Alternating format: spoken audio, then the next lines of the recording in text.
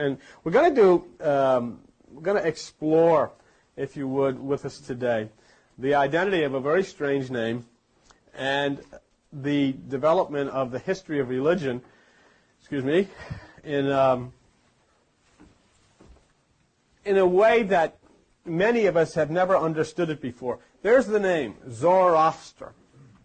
You look and say, who is that? What is Zoroaster? Let me put it this way. You would not have a Christian religion if it wasn't for Zoroaster. You would not have a Jewish religion if it wasn't for Zoroaster. You would not have a religious tradition if it wasn't for Zoroaster. And when you begin to understand that, then it serves well to stop for just a moment and take a look and say, who is this? There's a professor by the name of Edward Mayer, and he termed Zoroaster thusly: the first personality to have worked creatively, and formatively upon the course of religious history. Now, when you think of Zoroaster, understand him as a prophet, as a Christ, a messenger of God.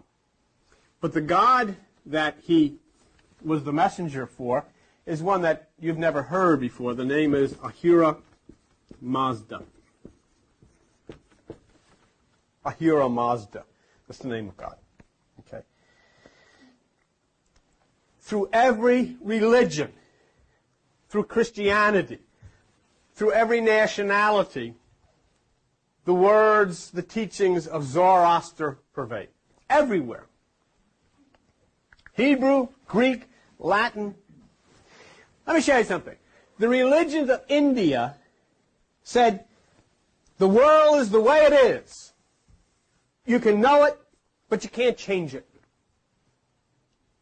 And for many of us, that's the way it's always been. That's the way it is. What am I going to do about it? What can I do? Can't do anything. I'm stuck in it.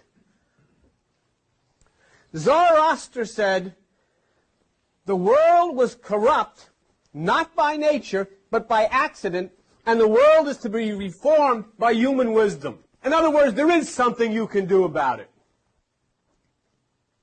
You can sit, and you can go to church, and you can read Bibles, and you'll get old, and you'll die, and you've done nothing. Or you can understand and start to develop that which is the human wisdom which comes from the right side, and things can change. And it's up to you. In other words, Zoroaster said, there is a mystical power in you that can be used to change the world for the better. You want to stop the hurricanes? You want to stop the earthquakes? You want to stop all the storms that are so destructive? Everybody start thinking positively and start flowing in harmony with nature. It'll stop. And it's up to you. Zoroaster's date is kind of placed with a little bit of ambiguity, but somewhere 1,000 to 3,000 years before Jesus Christ. 1,000 to 3,000 years before Jesus Christ, there was a voice that spoke, and he spoke from Persia, which you now know as Iran.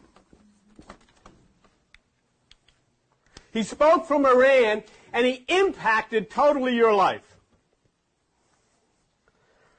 And the thing is, you've gone to church all of your life, and you haven't the slightest idea who he is.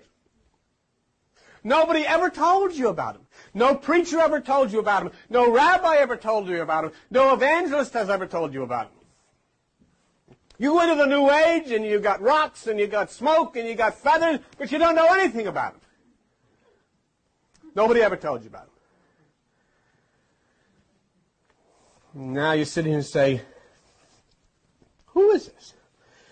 He was the first voice that spoke out of the deserts of Iran and said that the struggle that is inherent in life is the struggle between light and darkness.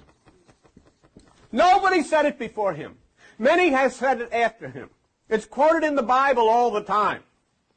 And you'll see people get up and stand and they'll say, well, this is a struggle between light and darkness, never knowing that this originated from Zoroaster, the Persian prince, Zoroaster, the prince of Iran, Zoroaster, the prince of Ahura Mazda. And what he said was, light pervaded, but then lies and deception came. Lies and deception came. Zoroaster was a living symbol of the truth. He thought according to the law. He spoke according to the law. He was the holiest in holiness above all the living world, the best ruling and exercising who the brightest in brightness was, the most glorious in glory, the most victorious in victory. And it says, at his sight, demons fled. That's what it was said about Zoroaster. At his sight, demons fled.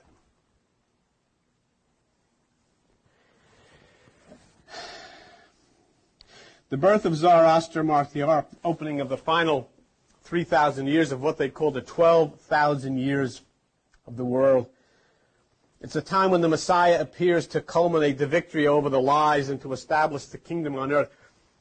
When does this happen? As you're sitting here now, you're in the age of Aquarius. Okay? It says in the scriptures, and it says in the same scriptures of Zoroaster, that at the time that the blood reaches the horse's neck, there is 1,000 years of peace.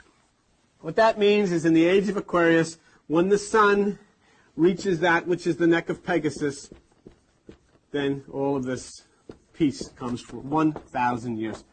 That was the teachings of Zoroaster. That was the teachings of Jesus Christ. Go to page 1014 in the Bible. Look at Revelation chapter 20. 1014. Revelation chapter 20. And look at verse 6.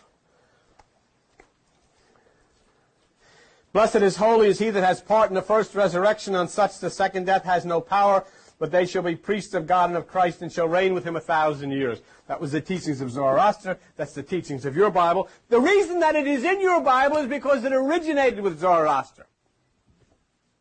That there would be a change. Something was going to happen. And it was going to happen during the age of Aquarius, and it was going to happen when the energy of the sun touched the neck of Pegasus. Then there was going to be a change in the way you think. That's why you're sitting in here. That's why you're sitting here. That's why you're listening to me. That's why we share with one another. That's why the thoughts that come into your mind now you're not thinking the way you used to think. You're not reading the way you used to. You look at this Bible. You know what? Have you spent your whole life reading this Bible? Literally. You've spent your whole life reading this Bible literally. You believe the words that you saw in the Bible, not knowing that these words are symbolic and they're not supposed to be read literally. And so you made up all of these stories, and then you had preachers make up stories, and you got stories of fish swallowing people. There is a story in here of a fish swallowing a man. He stays in the intestines of the fish 3 days. The fish pukes. The evangelist pops out, and you bought it. You say, yeah, this is it. This is my faith. My faith is built on this.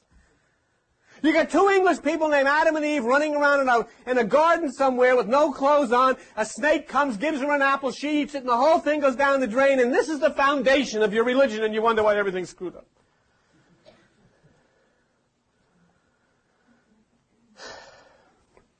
And so then people come, and they come into church, and does anybody question it? Does anybody stand up and say, hey, tell me, is this what you believe? I mean, is this true? Nobody says what you like. You're looking at me. Ain't none of me. All right, pass the plate, pass the hat. Come up, sign the card. You'll go to heaven. Because all that you've ever expected out of this thing was misery until finally you dropped dead and went to heaven. And you showed up because maybe there is such a place. Not knowing that you were supposed to create the heaven here on this earth by changing it, by making a change. Here's a man that came 4,000 years ago and spoke of this change that could be made by you. And you know what? Not one of your preachers, not one of your pastors ever mentioned his name. You had no idea. If some guy wrote an obscure symphony somewhere, so all sorts of Zarathustra, you don't even know, never even heard of it. It's not interesting to you. It's not there was anything. Jesus Christ never said anything new. His name wasn't even Jeheshua. Never said anything new. Everything he said came from somebody else. And the person that said it before him got it from somebody else. And it all traces itself back, and you can trace it back to the very, very beginning, whenever the big burp happened and all of this stuff started coming down all over the earth. Here's the answer. This is what you do. This is what you do. And so what do? The thing that is apparent is that all of the aspects of Christianity are the same aspects that came from Zoroaster 1,000 to 2,000 years before Jesus was born. What I'm saying to you is everything that you'll find in the Bible attributed to Jesus Christ originated with this strange voice that came out of Iran 1,000 to 2,000 years before Jesus was born. The influences of this prophet and Ahura Mazda are mind-boggling when you consider the impact that they had on the Judeo-Christian ethic, directly related to Zoroaster and Ahura Mazda. Let me tell you what Zoroaster was responsible for. Do you believe, I know you do, or at least the religious do, the Christians do, that Moses originated the Ten Commandments? No, he didn't. No, he did not. They were originated by a gentleman by the name of Ezra. And Ezra was the Jew who was in captivity in Babylon. And Ezra became a follower of Zoroaster and Ahura Mazda. And Ezra became proficient. Do you know that prior to coming into captivity in Babylon, God's chosen people wandered around collecting rocks? They knew nothing, they accomplished nothing, they wrote nothing. They were rock pilers. Split rocks, moved rocks, and wandered. And what did they do? I don't know where I'm going, and I'm going to get there. I'm at the promised land, here I am, I'm getting busy, where is it? And they wind up in Babylon. And you know what happened when they wind up in Babylon? They come out as scholars. They went to the pagan Babylon of Zoroaster, and the God's chosen people that were rock splitters come out of Babylon as scholars. And this one here came out with the law. And this is the Ten Commandments that you read in the Bible were authored by Ezra in Babylon under the stewardship of Zoroaster, the god Ahura Mazda, and the great king of Iran, Artaxerxes. The temple! Why, the temple was constructed as, this is the whole thing. It's going to rebuild the temple of the Jews. Tell you, who was responsible for reconstructing the temple of the Jews? Our friend, Zoroaster. Had nothing to do with the Jews, had nothing to do with Moses, had nothing to do with Jerry Falwell, had nothing to do with the Christians or the Catholics or the Protestants. It had to do with the strange voice that came out of Iran thousands of years ago. And this voice came down to the king of Persia, the king of Iran, whose name was Cyrus, and he said, build the temple. He was a follower of Zoroaster and Ahura Mazda. The one you know is Jesus. Oh, little town of Bethlehem, how sweet the flows. It came upon a midnight clear. Oh, the holy night. Ba, ba, ba, ba, ba, ba. And then the big part of this thing. We three kings of Orient are. Blop, blop, blop. Here in a jar. Guess where they came from? Guess where they came? Do you know who the three kings were? The Magi. Do you know who was the Persian prophet prince of the tribe of Magi? Zoroaster. What have you got that's original, Christian? Fakakta, you got nothing. You originated nothing. You originated not the law. It was originated through Zoroaster. You originated not the temple. It was originated through Zoroaster. And you didn't even originate the kingship of Jesus Christ. It was originated through Zoroaster. And I'll tell you what Zoroaster was, the Persian prophet prince of the Magi. They were astrologers. That's why it said, we have seen his star in the east. Meaning, in Iran, in Persia, we have studied the stars, we understand them, and we see the sign Coma in Virgo, and we have followed that, and this leads us to this place of the kingdom, the child. The king, the child within. All came out of a place. And here's the thing, how old are you? You know the thing is, nobody ever told you this.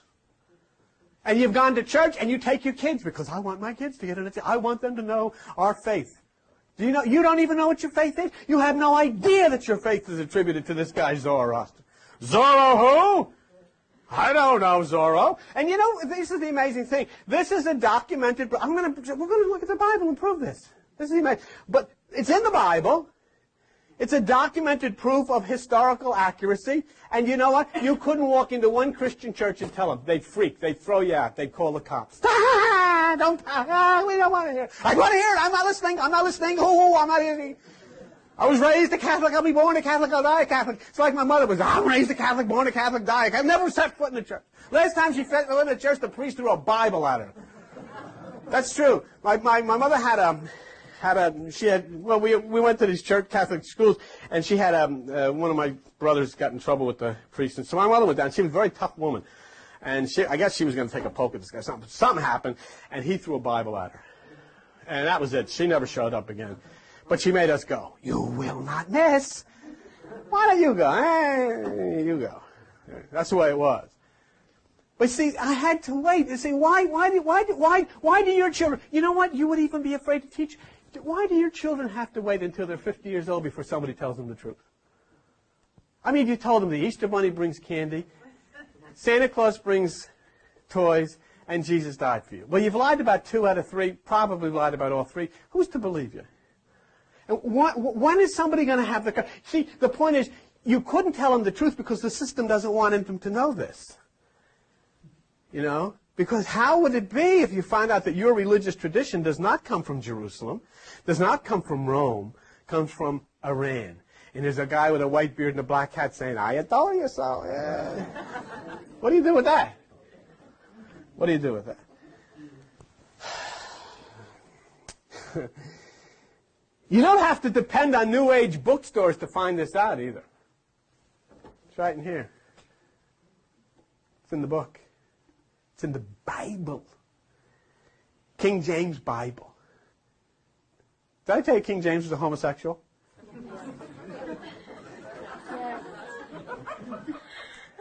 Oh, where'd you hear that? There's some guy sat in the back. Where'd you hear that? I spent my life digging up stuff like that. It's true. King James was a homosexual. Didn't you think the Pope should have caught on when Michelangelo was putting all those nude statues of these guys hanging out? Yeah. Yeah. Well, he's all over the place. Hey, Mike, got any with shorts? Nah. I mean, big ones, too, this guy.